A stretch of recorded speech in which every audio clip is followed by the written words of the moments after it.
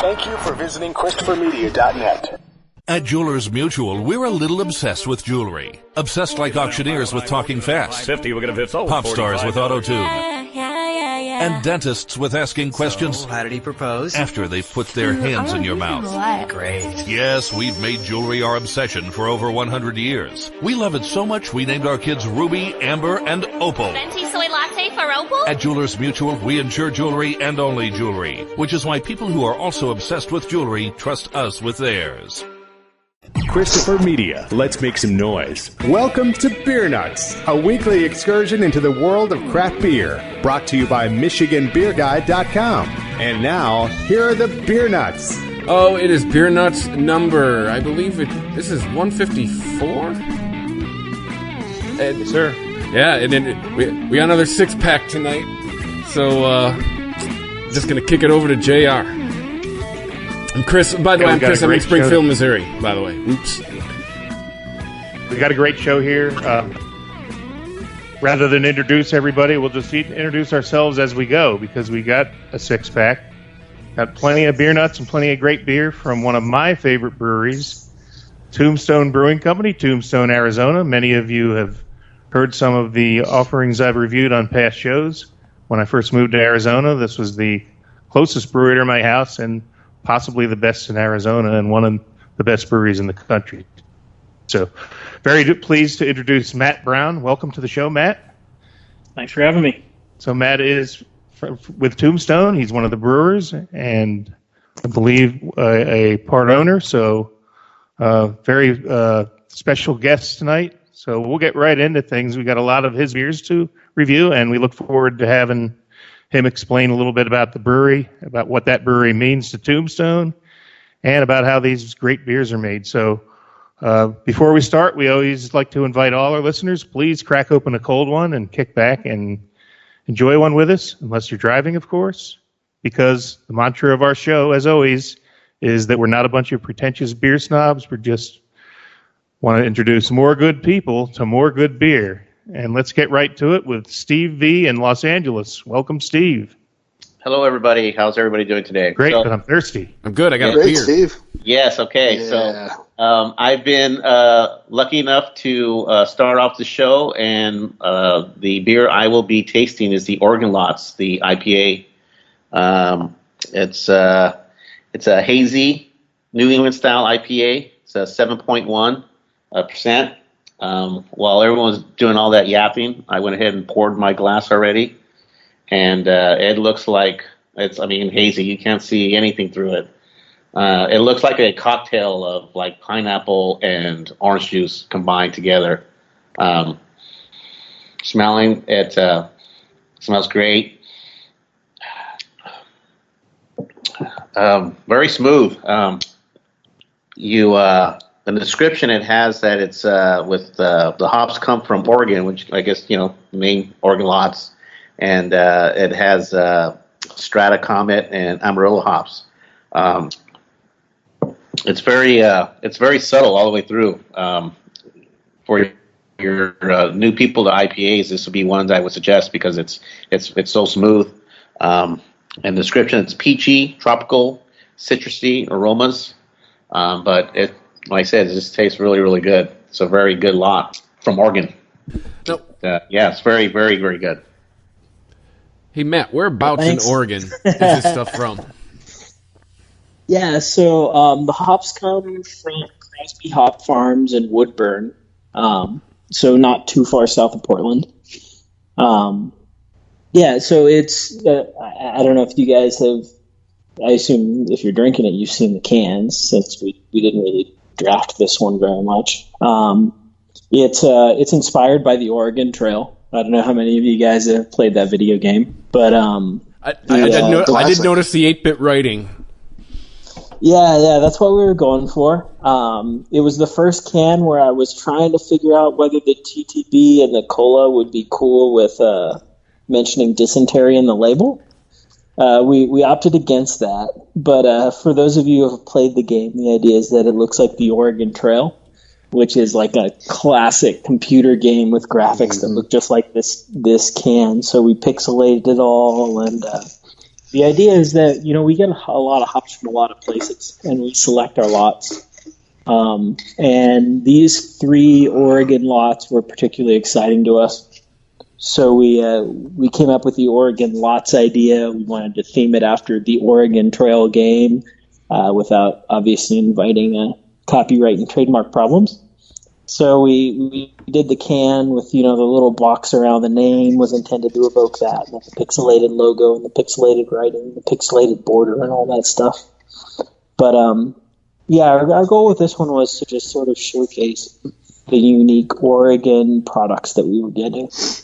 I used to go to Woodburn, Oregon for work, so I know exactly where that is. Nice. Mm-hmm. I'm wondering, though, if... Matt, how old are you? I'm pushing 40. Okay, so it's... I think me, you, possibly Greg, might be the only people familiar with that game. Because it was a Commodore game, right? I remember playing it in, like, early middle school, stuff like that. Fording the river, all that stuff. Ox drowning. Cocking the wagons, yeah, that's right. Poor little Susie just couldn't avoid dysentery. Yeah. It was just terrible. She Poor never Susie. survived. She'll never get over it. So it's that was the idea. It's been interesting because it's like we've noticed waves of people realizing what we're doing with the cans and becoming like instantly really into it. And then lots of people who also are like, "What'd you do to your logo? Why does it look so weird?" Well, that must have been before my time. I'm from the Tecmo Bowl and Pong era, so.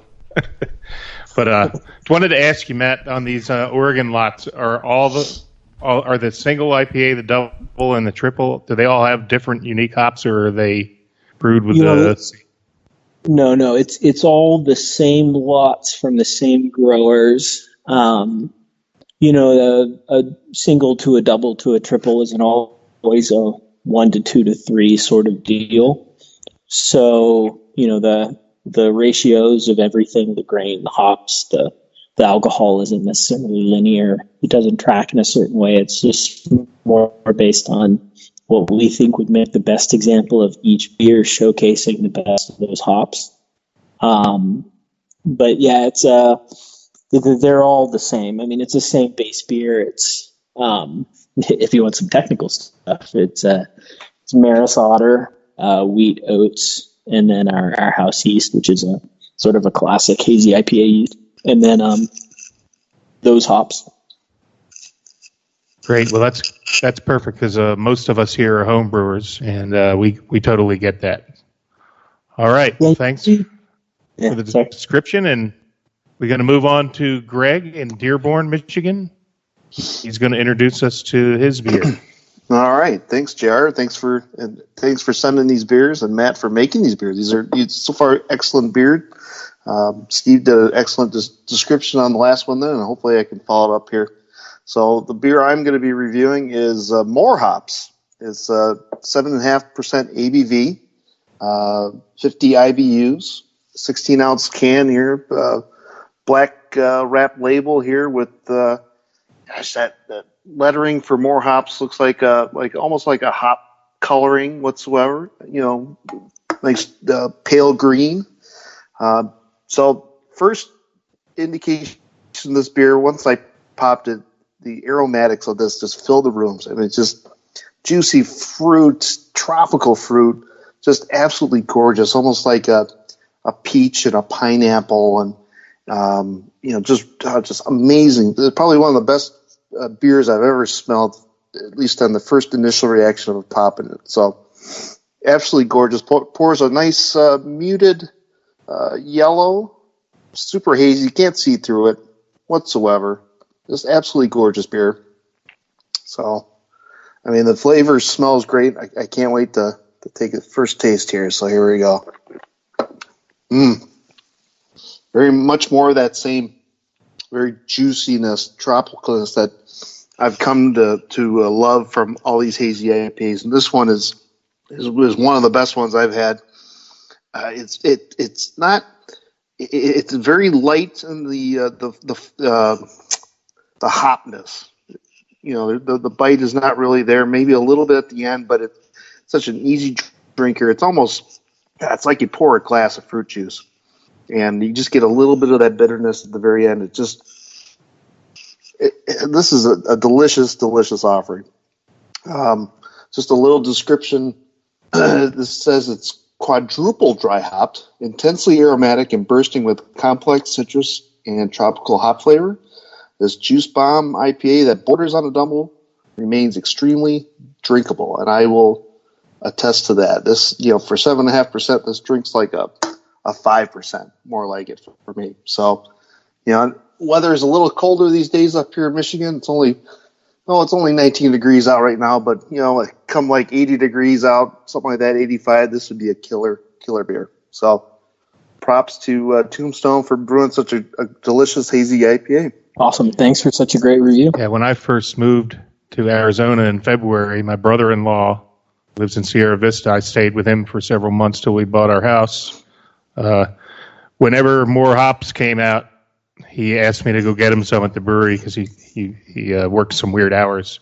So this was his all-time favorite, and whenever I keep tabs on what the brewery's releasing, whenever more hops comes out, I always get a couple extra 4-packs and swing by his house and just drops off to him as a gift. Delicious. It says copious amounts of lupulin powder were made in this beer. And I can only guess as the hops were Mosaic was one of them, maybe? Yeah, so Mosaic's definitely in there. Typically, our IPAs, you can pretty much, unless we're listing otherwise, something like the last one you guys reviewed where it was the Strata Comet Amarillo, you could almost always bet on Citra, Mosaic, Simcoe being involved. Amarillo is another one of our favorites that tends to make it into other stuff. But yeah, those Citra, Mosaic, Simcoe, and those are ones that we're real particular with how we source them as well.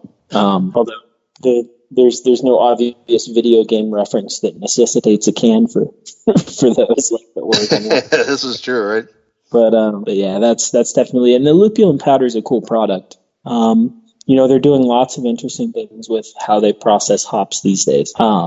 Even something as simple as like the pelletization of hops. They can do an incredible job with that these days. They can do looser pellets that where you get better extraction. They can do there's cryo hop products. There's lupulin powder. There's hop hash. There's CO2 distilled hop oils. There's all these really interesting things where they're trying to figure out how best to get the essence of what for many people is the ingredient that makes or breaks an IPA. And we try to stay on top of that, where there's so many interesting things, and why not try it? We're brewing 15 barrels of these at a time. It's totally worth the experiment and the excitement of trying something new for us to see. And often these products are just almost revelatory, like they're exciting to try. It's pretty awesome to see what these new products are, because things like the lupulin powder is a very cool product. We aren't using it as much these days, but it certainly makes the hop intensity up there. Mm-hmm. Doug, I think you've brewed with lupulin powder, have you not? Yeah, lupulin powder, and brew very regularly with cryo hops as well, and lupulin pellets. All right, good deal. Well, I'm supposed to review the Oregon Lots Double IPA next, but when I went to look for wine, I must have drank them all. So I'm going to defer and jump on when Chris reviews the Triple IPA later. But Matt, if you have an Oregon Lots Double IPA, you're welcome to review it. I do in fact have one right now. I am drinking it from the can. So we're not necessarily in the heady topper camp of must be drank from can. There's benefits to each. I feel like my stomach prefers it when I pour it into a glass, a proper pour with head, because all that CO2 gets dissipated and the aromatics come out a little better. Versus when you drink it from the can, I feel like when it agitates over that lip, you really get sort of that extra intensity. So it's sort of a trade-off. We're not dogmatic about it, but either way, coming out of the can, I definitely get the peach esters. I would say that with a fair degree of confidence that most of the peach you're getting out of this beer is going to be an ester from the yeast, actually. That I think if we brewed a beer with no hops in it at all, it would still be quite peachy if it was the same sort of recipe. The yeast we use just produces a ton of peach, especially at the pitch rates we're using. You get a lot of tropical.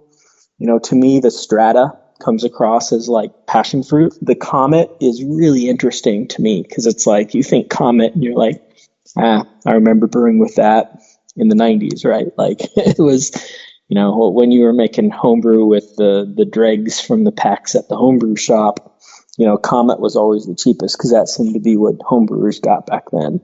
And, the new Comet is just, to me, it's incredible. It's, we saw them harvesting it. Actually, when we went up to select the lots that became the Oregon lots, we got to watch them harvesting a field of Comet. And it's, telephone poles on acreage, 18 feet high vines, and they've got people cutting them at the roots and plucking them with these machines. And, the Comet cones are like these, they're monsters. They're 3 or 4 inches tall. And like, you just rub them in your hands and they turn green. You smell delicious for days. Yeah, it was super cool. So, the Comet comes off as like not the old school hop you might expect. It comes off as very, it comes off as very tropical as well. Like lots of stone fruit, lots of really complementary things for like the intense passing fruit of the Strata. And then the Amarillo, our Amarillo tends toward like a very dank diesel quality, which is interesting because, when I first started making Amarillo, I was just thinking grapefruit because I've had so many Amarillo beers and brewed so much with Amarillo and you just get grapefruit. But with the growers that we're using in Oregon, there's so much more than that. There's so much citrus pith. There's like, fresh squeezed ruby red grapefruit. And then there's all of these layers of like dank, earthy, really interesting sort of herbaceous qualities. So yeah, I'm getting those out of this. The double, I wouldn't guess it's a double. If you maybe drink this blind, I'd guess it's probably 6.5%. But I'm obviously quite aware of the alcohol, so I suppose that's my review. All right. Well, there's a reason that all mine are gone. It's because it was my favorite one of the 3. Nice. Fantastic. So, and another interesting story on the double IPA is Christopher, who was in Missouri, packed one on the plane for his trip, and I believe it did not survive the flight, and he had to wash his entire suitcase because he didn't have it in a Ziploc bag. Is that true, Christopher? Yeah, it wasn't the double, it was the single, but yeah, my suitcase and my clothes got to drink the single. So, thank you, TSA. That must have smelled great when you opened up your suitcase. It did smell good, but at the same time, I was like, oh, my clothes. But no, it did smell delightful when I opened my suitcase. Nice. Well, yeah, one thing I was going to say with the fact that you drank them all, that's got to be a pretty good review of the beer right there. It sure is. Because if you see my beer fridge, there's plenty in there, and for that one to be gone, it really was my go-to for a few weeks. It's delicious. It's like they say with chefs, right? The ultimate compliment's an empty plate. I think the ultimate compliment to a brewer is an empty can or an empty bottle. ChristopherMedia.net. There's a new Home Depot now open on Maurice Avenue in Maspath. And as home improvement projects go, this is a big one. Use the product locator on our app for an in-store map to find what you need fast. And check out our new pickup lockers. They make online shopping a breeze. Of course, one thing's not new, our everyday low prices. The Home Depot, now open near Maurice Avenue and Long Island Expressway in Maspath, and always open at HomeDepot.com. The Home Depot, how doers get more done. ChristopherMedia.net. Well, we're going to move on to the next beer, which is also a double IPA, and we're going to go to John Golden. Welcome, John, your first appearance on the show. We've been waiting for you for a few weeks. Welcome, and we're so glad to have you. Thank you. I've been actually looking forward to it. I know we pushed this one back a little bit and rearranged some stuff, but I'm good to go. So today, let's see, I'm reviewing all purses will be checkers to every person. I feel like I should be saying that with a accent, because it does say on the can that the name was inspired by a government sign that it always elicits a laugh every time we pass into Mexico. With all the talk of Oregon, I thought maybe initially that you had gone north and were going into Canada, but that's apparently not. Anyway, so this is it's a hazy, juicy IPA. It's got El Dorado, Citra, and Amarillo hops. And my initial, just in the aroma, I'm getting kind of a grassy note to it. Kind of a little, I don't know, say maybe husky kind of, along with some mandarin orange. Not real strong aroma. It's kind of faint, but definitely everything is there. The flavor is kind of the bit of the same, but it's quite dank. It's got some resin to it. Kind of to me, it's almost like a cross between a New England IPA and a West Coast style IPA. It's not quite as juicy as a New England, but it's not quite as piney resiny as a California or West Coast style. But it's very drinkable. It's very clean. It's color-wise, it's kind of almost a yellow straw kind of color, and definitely hazy, and actually a really good beer. It's something that I think, especially on maybe a little bit warmer day, I could get in trouble with these, because I believe it's also a slightly above 7% beer, so it can be quite dangerous. Amen. I had one can left of that, so it was another one that was one of my favorites. So regarding the label, I'm going to turn it over to Matt. Now, for those of you that don't know, Tombstone is not far from the Mexican border in southern Arizona, so several of us, cross the border frequently because it's not very far from us. But I'll let Matt explain how the name came to be. Yeah, so it's that's the second in a series. Our staff, so mostly me and our brewmaster, we go to Mexico a lot. It's this amazing, the best food you've ever had in your life, and it's basically like they pay you to eat it because it's so cheap. So there was a point where we were going 2 or 3 times a week into Mexico, mostly to Naco, which is a very small town. It's right on the other side of the border from Naco, Arizona. There's the Naco Sonora and Naco, Arizona. I think that one of the American side, it's like a couple thousand people, and the Mexico side is 10 times that. And then there's another town called Agua Prieta that's over by Douglas. It's the other side of Douglas, and that's a pretty legit town. It's, I think, at least 100,000 people. And it's cool because we're able to go to a foreign country for lunch or a snack, or if you want to just walk around and see the food trucks. It's a very cool place. So the first in the series was there are 2 signs that are particularly interesting, and the first one is in Agua Prieta, which is called "All the people will be checked the handbag," which is like a government sign. I suppose you would call it English if it were English. But I don't know that there's the same term for a misspoken sign in a Latin American country or Mexico. So either way, that was our first one, and that was a double IPA.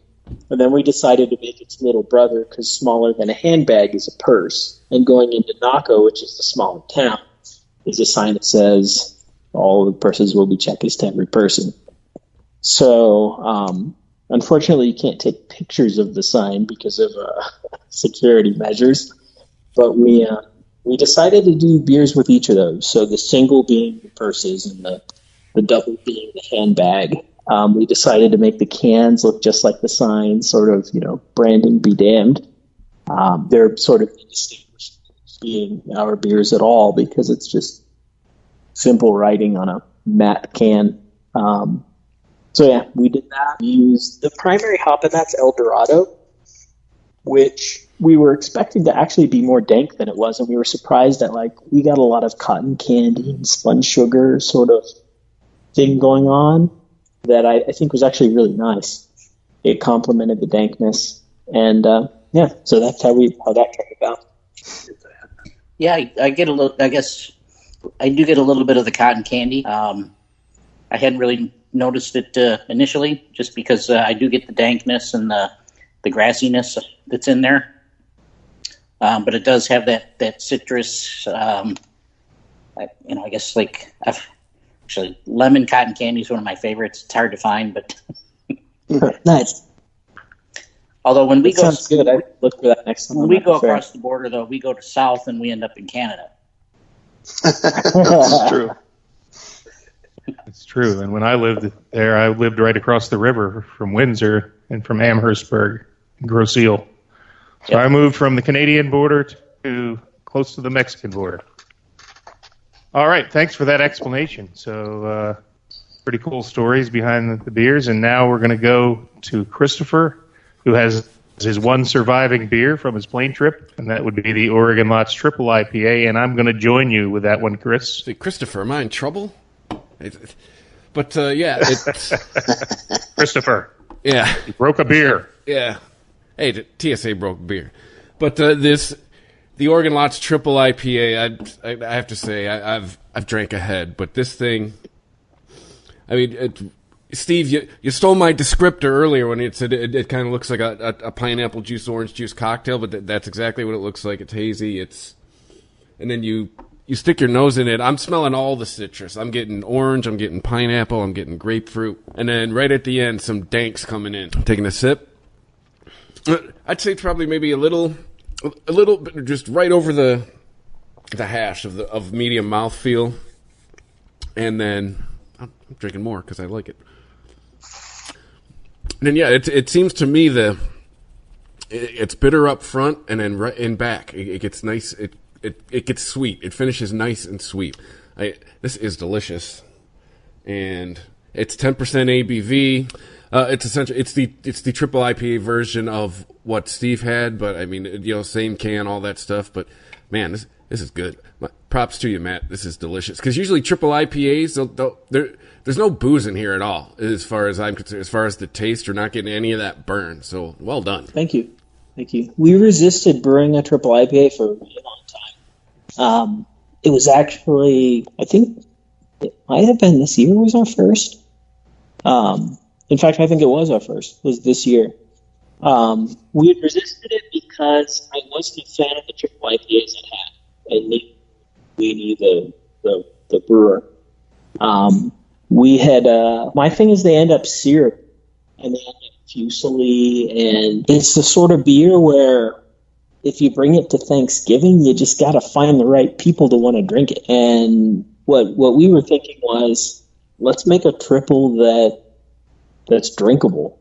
Let's make a triple that if the person who's just dipping their toe in IPA wants to try, that isn't going to scare them off and make them forever lament the disgusting syrup that they had at some point. There's a lot of beautiful triple IPAs that I've had that are, basically hop syrup. But that wasn't exactly what we were going for. What we were going for was something that really masked its strength, but that used that as an element in making a really drinkable beer. One of the things that we pride ourselves on the most is brewing strong beers that don't taste it. And I think on the agenda up soon is something that's getting real strong, even more so than the triple. But I think that's like a central tenet we have, is to make these beers really drinkable. And this one indeed is another delightful one. I'm getting that pineapple. I get a little tangerine, almost like those cuties you get. Those cutie little mini oranges, mandarin orange, tangerine. So I can see that. But it's definitely. If I were to blind taste this, I wouldn't ever guess it would be a triple. So it could actually be considered dangerous if you drank a couple of these. But with the flavor you have in it, it's not worth drinking it fast. You just sip it down and enjoy every drop. So another delightful one. All right, so Doug out. I think we're ready to go to Clausen and tell us about the next beer. Okay, well, I may need some help from Matt on this one. It's very small letters. It says not really a barley wine. Not really is in the small letters, and so there's a bit of writing on here on the back. But actually, I'm going to defer to Matt on the explanation of this beer before we give it a go. So, Matt, if you don't mind, just fill us in on the details here. Yeah, so I come at the whole brewery thing from a long period of home brewing and an almost as long period of BJCP and general beer judging and sort of classic style, very sort of traditional approach to everything. And as a home brewer, and I think generally most of you guys are homebrewers, right? Or at least have tried it at some point. Yes, there's about all of us. Yeah. So the traditional thing is you learn about barley wine, right? And you read Michael Jackson's book.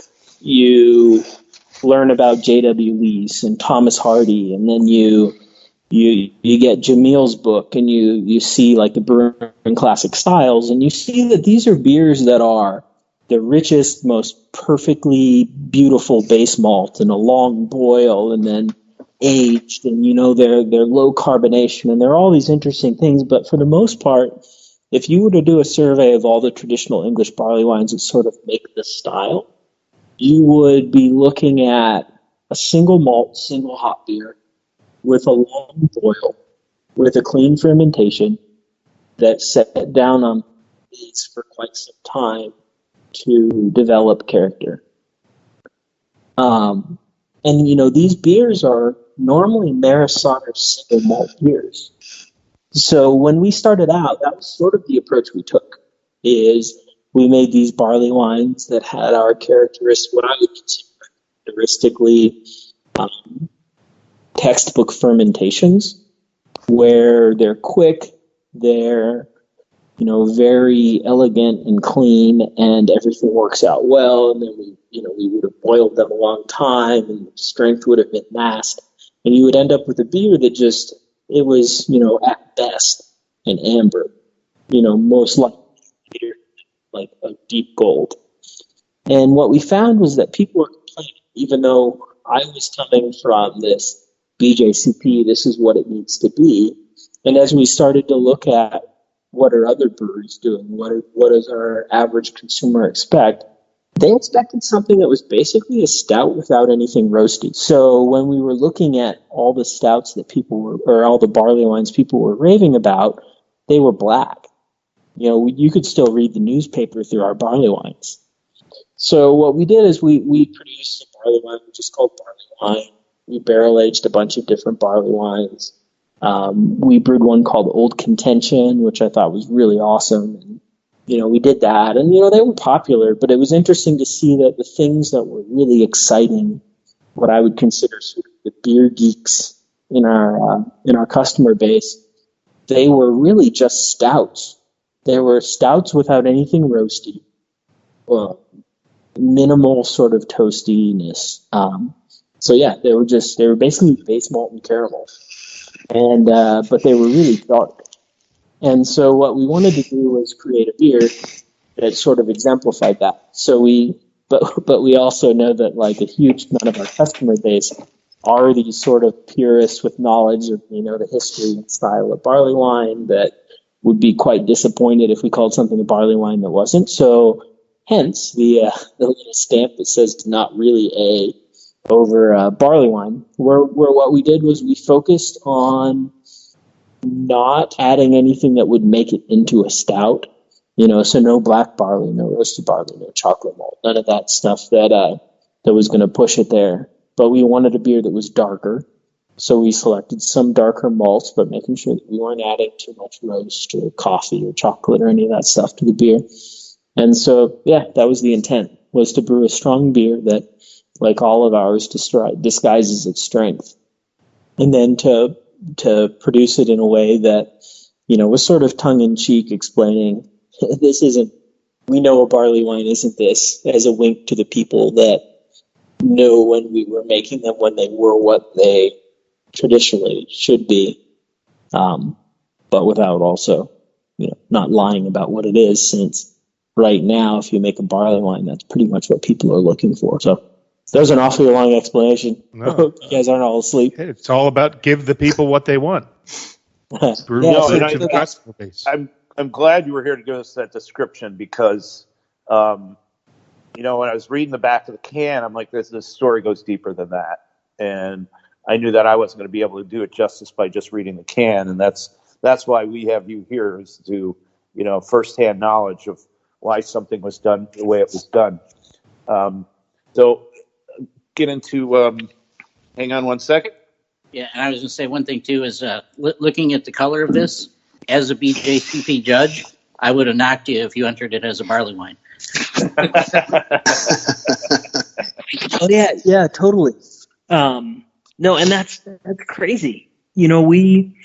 That's totally correct. I mean, I'm a BJCP judge, and it's crazy that we look at Untappd. We probably look at Untappd more than most breweries, because we don't have people nearby. We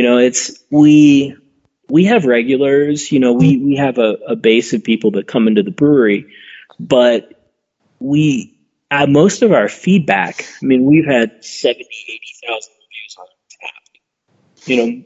I would bet that less than 1,000 of those came from our brewery. So for us to know, are we messing it up? I can tell if our beer is good or not, but is it what people want? What are they saying? What do they want? We don't have those interactions, because the vast majority of our beer is sold 100 miles away plus. So it's, we look at that all the time, and it's fascinating because, we have BJCP judges come in all the time, and often they're like, these are well-made beers, but why are you doing it this way? Because there's a gap wider than the Grand Canyon between your BJCP person and your person with 1,000 Untappd check-ins. And there's certainly, if it were a Venn diagram, there would be an overlap, but it would be a tiny overlap.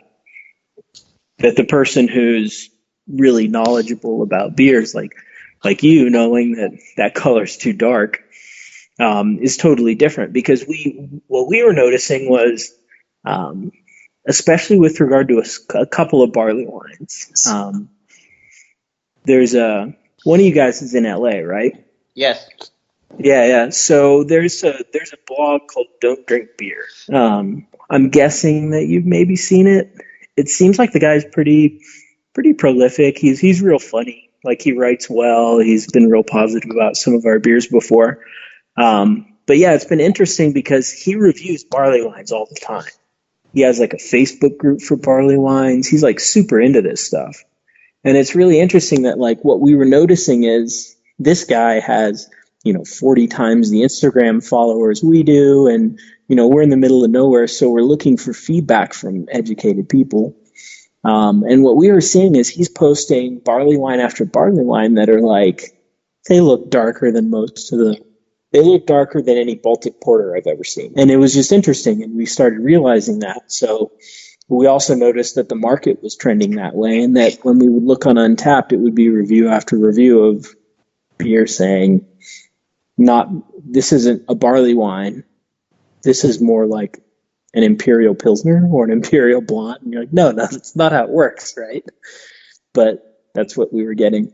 So yeah, it was interesting. And the BJCP thing is really interesting because I feel the exact same way. But it's weird how the reality of having the brewery is so different in what you can call things from what I could get away with as a home brewer entering competitions.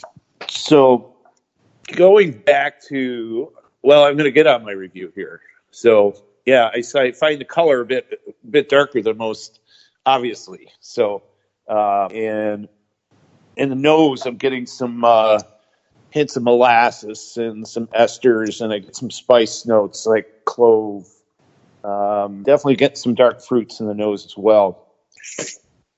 I'm going to sip this down. Obviously, yeah, there's no roasted notes in this. For an 11%, here we are with another approachable beer. I get no hint of 11% on this at all. I mean, if anything, less than 8 would be my guess, and even way less than 8. I find the carbonation to be very medium to low, which is great. I mean, I enjoy that. This beer is not overcarbonated, or it's not normally carbonated, or it's not as carbonated as most commercial beers would be, because it shouldn't be. It's nice and thick, and but it's got a great flavor of again, some dark fruit, some toffee, a little bit of chocolate in there too. Yep. This is fantastic. I really would love to drink a lot more of this. It's a shame that I only got one can, but maybe I'll have to find my way out to Tombstone.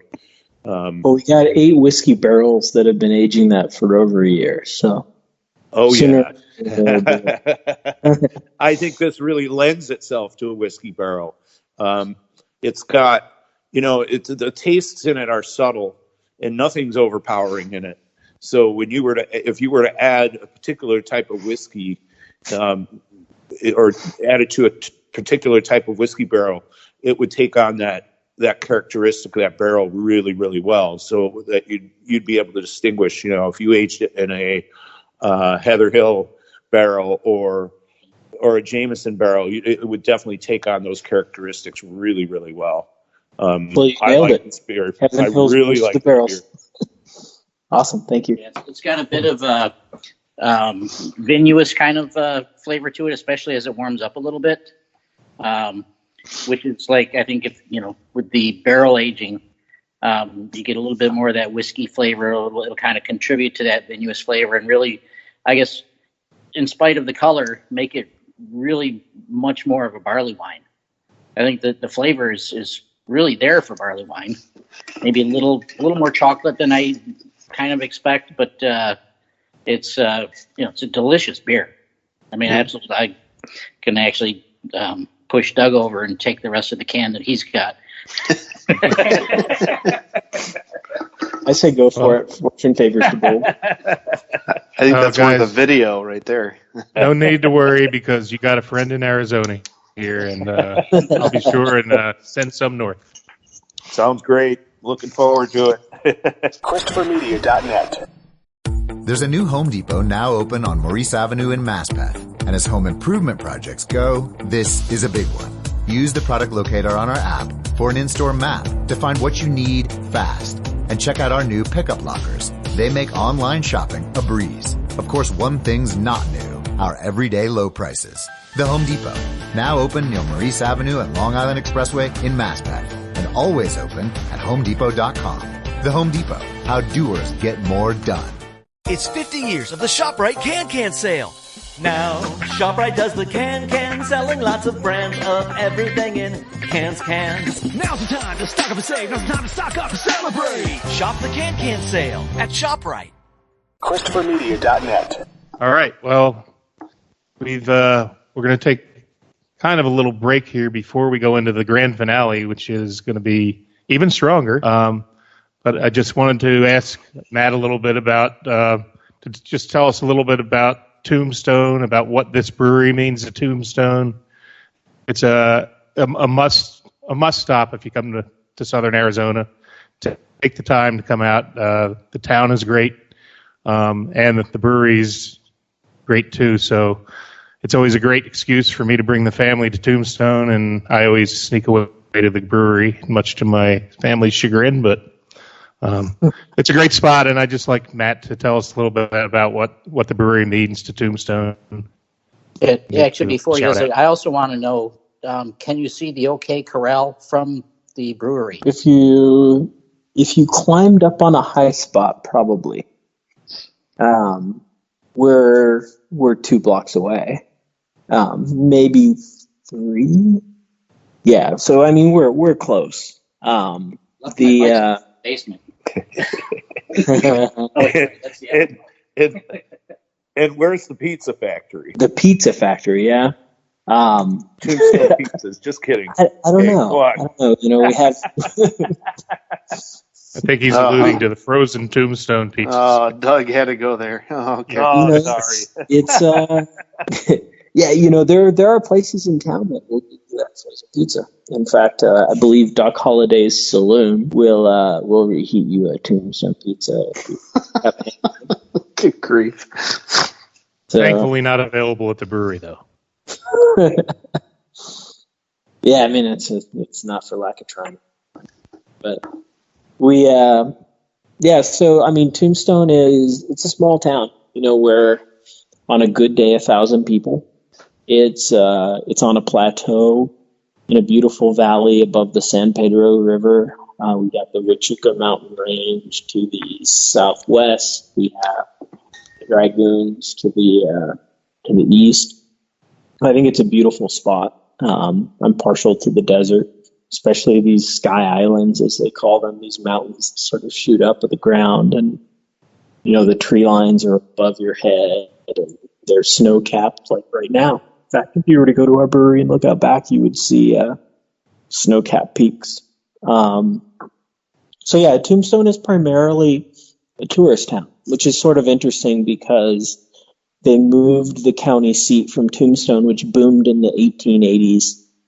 They moved the county seat to Bisbee, and Tombstone sort of made a conscious decision to become a destination based on their unique history.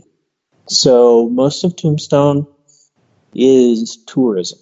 It's people coming down to see Tombstone, to look at the OK Corral, to see the birdcage, to experience Allen Street and see the plaques and the beautiful courthouse that has. That's the best thing in town by far is the courthouse. It's a really cool museum. It's, I think, Arizona's smallest state park because it's just the courthouse, but it's a really interesting thing to check out.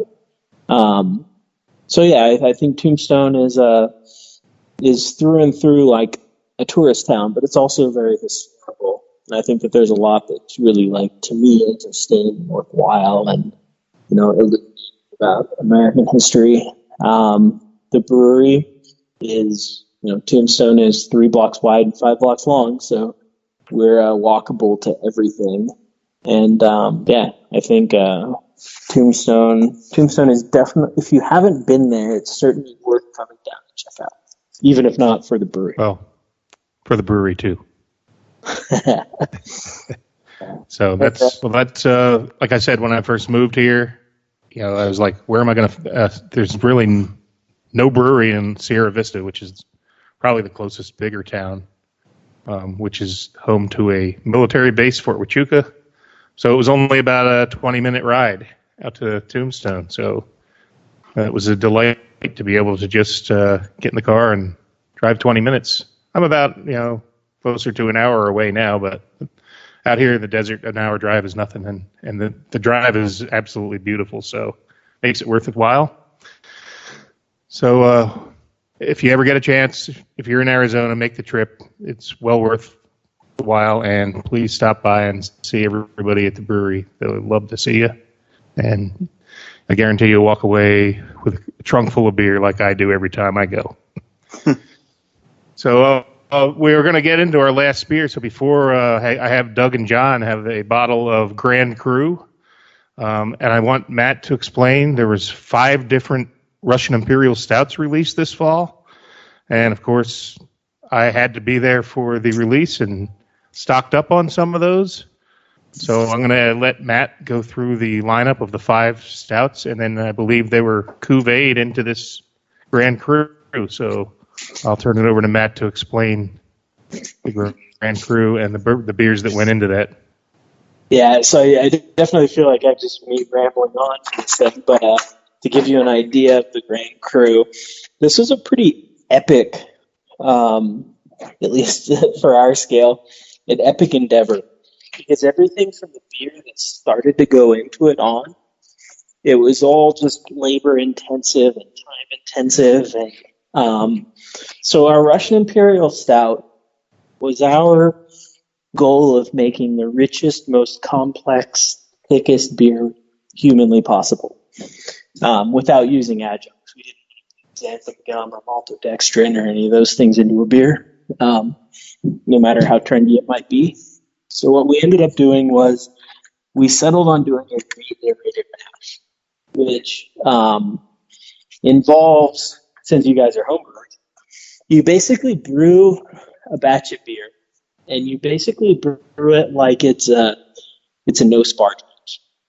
And your first runnings become the strike water for the next mash. So what you're getting is all of these like long chain sugars that are not that fermentable and incredibly flavorful, like flavorful and malty to the point of almost being crude flavors. But it's just the most rustic, biggest beer you can possibly produce. So we canned that a year before these bottles came out, and it was tremendously popular. I mean, it's like it pours like 10W40, and you can't see the sun through it, holding it straight up. So we made that beer, we aged it, and the barrels we selected were sort of an eclectic mix. We picked some of them were our favorite Heaven Hill. We use a lot of different barrels. We have, I think, over 150 barrels in service right now. And we found that Heaven Hill gives us the best, most flavorful, dripping wet barrels. So we use a lot of Heaven Hill barrels. We found some interesting products too. We found a VSOP cognac. We found there's a company that uses first use bourbon barrels to refill with bourbon and then ages vanilla beans in it. There's a company that ages maple syrup in barrels. And then there's another company that ages sea salt in barrels. So what we did was we used all of those. We heavy on the Heaven Hill, and then the sea salt, the maple, the vanilla, and the cognac. And it was a pretty delightful day when we got to try all these, by the way, because it was interesting. Like, the vanilla was just like pure dessert. The Heaven Hill was like your classic, your classic bourbon barrel aged intense stout. The maple was like really shocking, honestly, because it was like it gets this unique nuttiness, which I wouldn't have expected from maple. But now whenever I have maple syrup, I'm like, I see it, right? Like it's like looking at something from a new angle.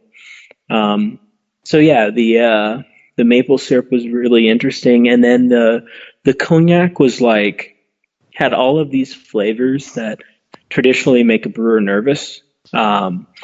Things like licorice and pepper and like those sort of qualities to it, along with like a heavy sort of boozy note, and then a grapiness.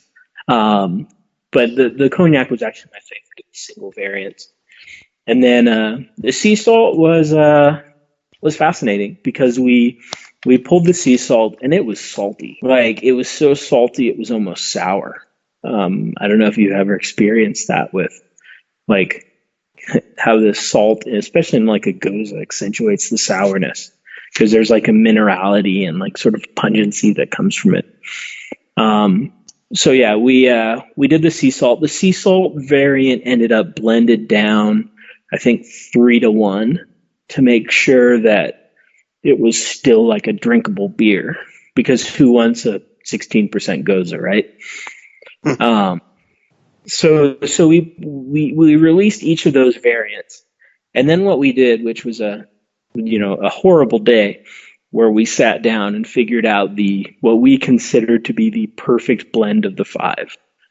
What proportion, how much of, obviously the Heaven Hill was going to be the biggest component, and then how much vanilla, how much maple, how much sea salt, how much of everything else. So we had an excellent day where we figured out exactly where to strike that balance.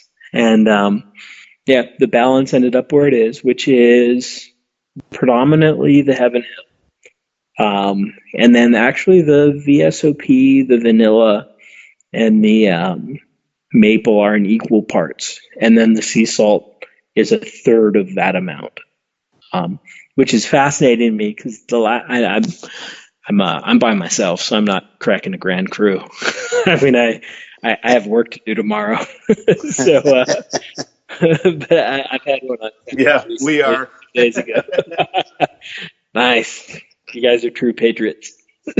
Well, yeah, we did post with the instructions today if anybody was willing to take one for the team. And I know, fortunately, Doug and John are together, so we got 2 guys to take that one down.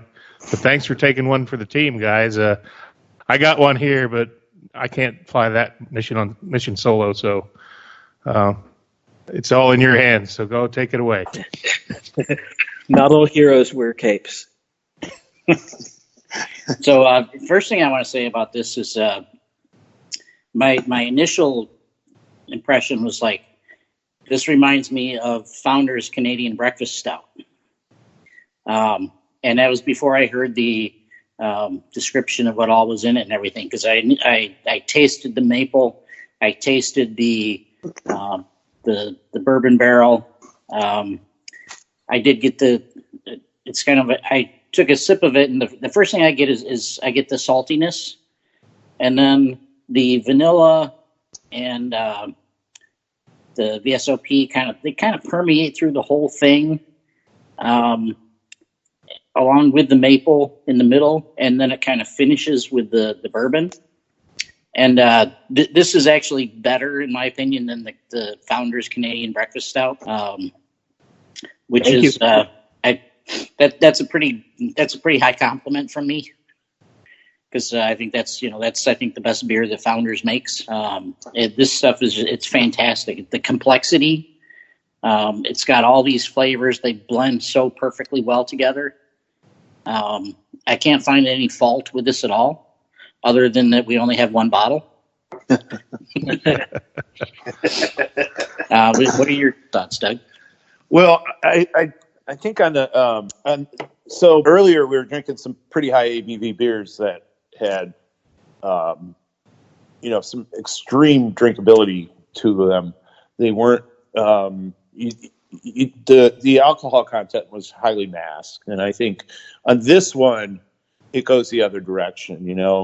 I caught a whiff of some. I knew this was going to be a big son of a gun when I just took that first sniff off of it. Like, this is huge. Yeah, you get that nice warming sensation when you drink it.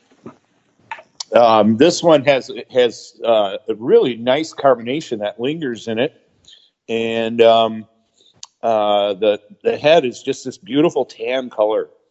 And I think the other thing that really just jumps out at me now, we opened this up before the show even started and let it, took it out of the fridge and let it warm up, and it's still got a little small bit of chill on it. But as this has been warming, it's just increasing in flavor, and it's just steamrolling, and there's so many flavors that complement each other with it.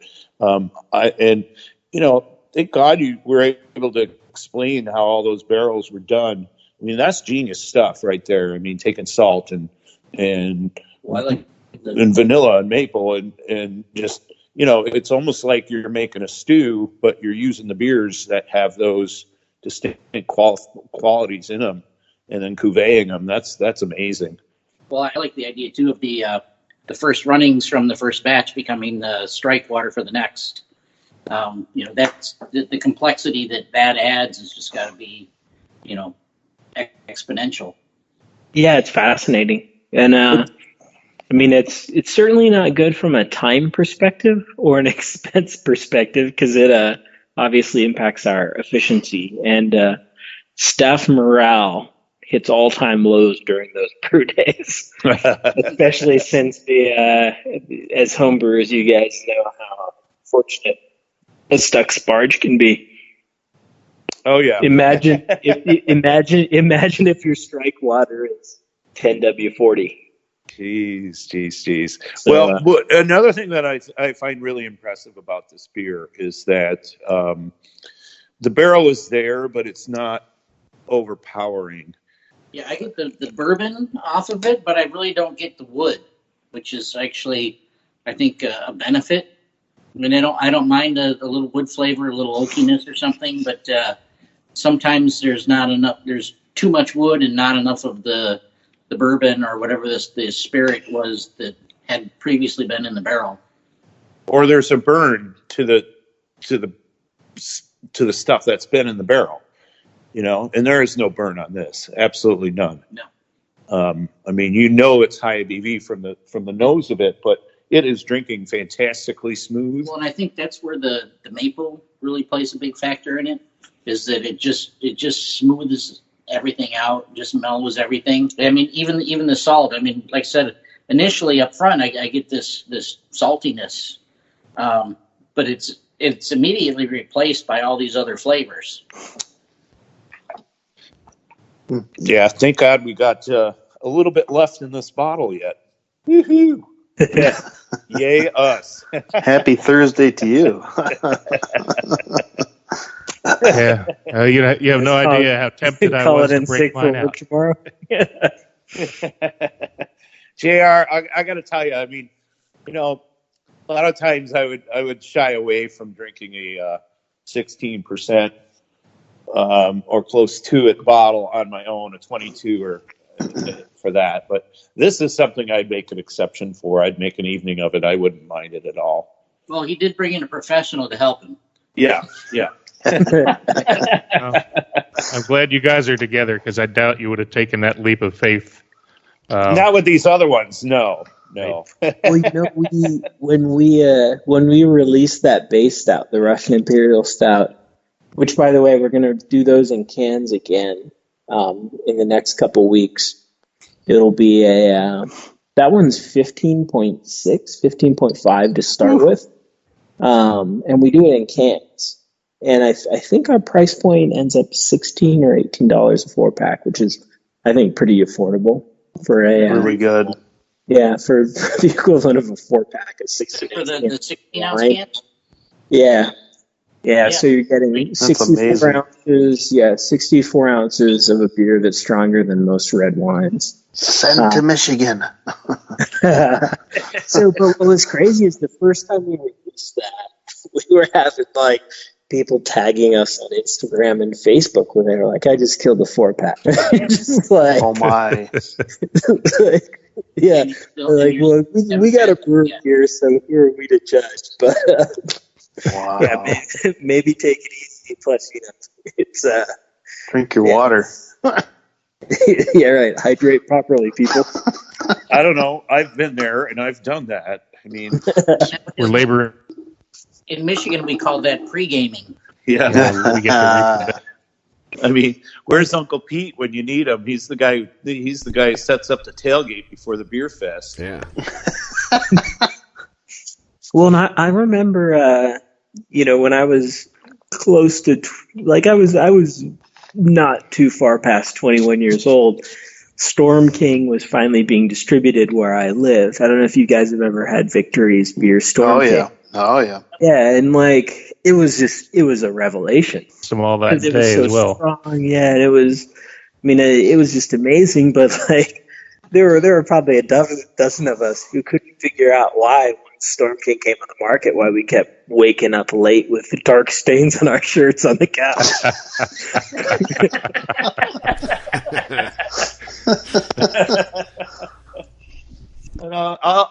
I'll do a throwback, because we were talking about the video games and the aging back, but in a past life I worked for a brewery that shall remain nameless, but brews a certain Bourbon County stout. In the early stages of that beer, we were all taking home growlers of it, just drinking these growlers and thinking, damn, why couldn't I get up for work? Yeah, something wrong with it. You better tell the brewer. Put down a full growler of Bourbon County. I mean, my God. Wow. It's fun while it lasted, though. All right. Well, Matt, thank you so much for taking the time to to talk about your beers, your brewery. We really enjoyed having you as a guest, and look forward to seeing you at the next release. Any other comments from any of the other beer nuts? Matt, it was fascinating. I didn't say much after my review because I was enjoying that. You dropped a bunch of knowledge on us, and I enjoyed it. Well, thanks. Hopefully I didn't drone on and on too much. Yeah, I do want to say you make some really great beers. Not necessarily to style, but you're not claiming them to be to style. But they're just delicious beers, and keep it up. If you want some beers to style, John lives nearby. We definitely brew a lot of stuff like that's I like the snow. strictly BJCP. Well, and I do have one comment on the hazies, is that we had two of them, right? We had the triple in the purses. What I really enjoy about these, Matt, and I think that this happens quite a bit, though. What I really enjoy about these is they don't have that grittiness of a lot of juicy, hazy beers have with the hop particles. The juiciness is there, the haze is in there, but the particulates are not. And I just, that's really I don't know. I mean, it's as a brewer myself, and as somebody who enjoys drinking beer, there's nothing. I get it. I've drank my fair share of like mouthful of chunks of stuff. I do it on my own beers. I don't need to go buy something that has it in there already too. So I appreciate that. You guys do a fantastic job. Thanks. Yeah, I don't want my beer to be my salad too. No, nor should it be. Yeah. Nor should it have a disclaimer on the can saying you should pour it and let it settle, and then don't drink this much down on the bottom. Although, we actually had that. So, sorry if I'm hijacking the conversation. No, that's fine. So the more hops that you drink, we also make a beer called Most Hops. And we've never made it with less than 13.5 pounds per gallon. Or sorry, 13.5 pounds per barrel of hops. And which is insane, because to our knowledge, when we first brewed it, the highest any brewery ever had wasn't even close. And then we heard at the last minute that someone had made one with 13, so we added an extra half pound just to make sure that nobody ever put more hops in the beer than we did. So we did it, but it ended up like it was so much mass, it didn't drop out properly. So we released these cans, which a few of them had sediment, but the sediment was just like hop particles. And it was at the time our highest rated beer we'd ever made on every single, by every metric, on every single website, and by sales and everything. And then we released it again after figuring out a technique to not have that happen. And it dropped.